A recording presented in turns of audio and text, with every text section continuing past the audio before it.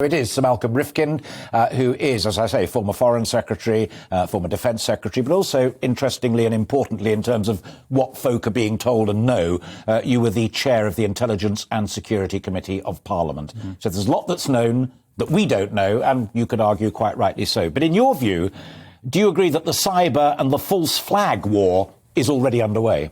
Oh, that's always been Russian practice, and of course it's nothing new. When Hitler invaded Poland in 1939, they invented an alleged Polish attack on Germany the day they declared war on Poland and invaded Poland. This is what dictators get up to, and I think what's been smart of President Biden is to highlight false flags as a likely issue weeks ago. You know, the Russians can't suddenly produce this claim without it looking absurd, because it's exactly what was predicted they would do if they wanted to invade. So game on. I think that on this occasion, I was very critical of the way the Americans and the British government reacted to the Crimea controversy 6 years ago. I thought we were caught napping on that one and did not react properly. I have to say I've been hugely reassured and impressed by both the NATO reaction, by the American president, and indeed by our own government, in the robust way. We've not only made it clear our total rejection of what Russia is considering,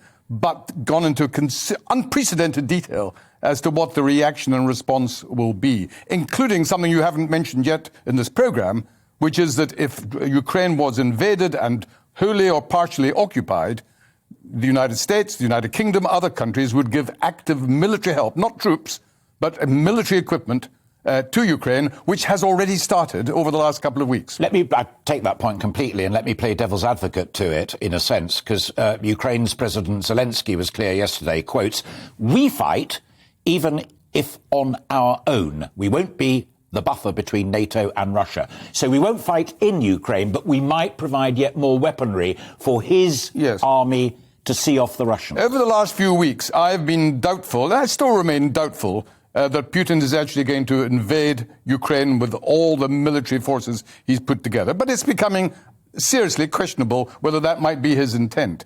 If it turns out that he is going to invade, it'll be the stupidest decision he's ever taken, and he will get mired in a conflict he cannot subsequently control, because Ukraine is not like Georgia or one of the Baltic states, a tiny little country with huge Russia next door. Ukraine is 41 million people. Yeah. And one of the world's biggest food suppliers. Its landmass alone is about 250,000 square miles. Now, you cannot occupy a country of that size with 150,000 troops.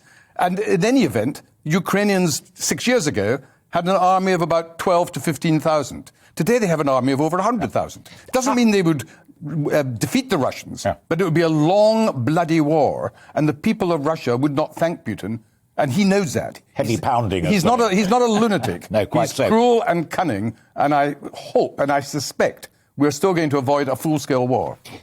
I completely echo that, but given all of your experience, are you fearful, Malcolm, that the price that we may be willing to pay is to concede to the Kremlin that Ukraine's aspirations for membership of NATO are now shelved for the foreseeable future? This issue dominates a lot of the headlines, and it's what Putin presents as being the issue. He knows as well as I do that this issue, the question of NATO membership for Ukraine, was actually rejected by NATO in 2010 at the conference in Bucharest. They left open a theoretical possibility, but they decided that they could not absorb Ukraine into NATO. The Ukrainians know that, but what's more important, Putin knows that perfectly well. There was no reason to suddenly, a few weeks ago, start assembling vast numbers of troops on the border as if suddenly NATO was going to change its mind. He knows as well as the rest of us that is not remotely on the cards, either now or in the foreseeable future. Liz Truss, and we were talking about this before we both came into the studio, Liz Truss has given this interview, two-page interview, to the Mail on Sunday, where she warns if Putin, by whatever means, is seen to have scored a victory over Ukraine, and I take the nuances that you've just eloquently described, but if he does that, where next? The Baltics, Romania, Bulgaria, a greater Russia, a post-Cold War reset? Well, first of all, I don't think there's the slightest possibility of NATO changing its position, that they will not give guarantees, that Russia has no veto. But NATO took a decision in 2010 not to advance NATO membership, and that is not going to change. So I don't think the NATO position is in any way in doubt.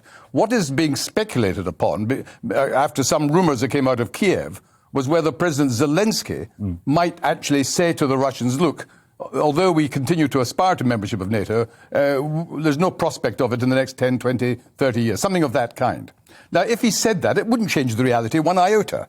Nothing would have been achieved except in diplomatic theatre that would enable Putin to say, aha, look what I've achieved. But the real answer is you'd achieve zero, except in terms of the theatre of a statement by the Ukrainian president saying what everybody already knew. So in a sentence, what's your answer to my question? Have we been played?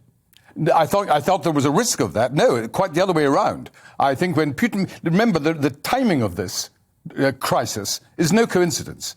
It was in the immediate aftermath of the American humiliation in Afghanistan and the belief that America was preoccupied with China. And Putin has always been an opportunist. He's cruel, he's cunning, but he's calculating. He's not a wild man. 6 years ago, he got it right on Crimea, that the West wasn't ready. What he's managed to achieve single-handed is not what he expected or wanted. First of all, he's united NATO in a way it hasn't been united for 20 years. NATO is more robust and more united. Nord Stream will be removed, the oil pipeline. Even the Germans will be on side on that if he was to invade. That wasn't part of his program.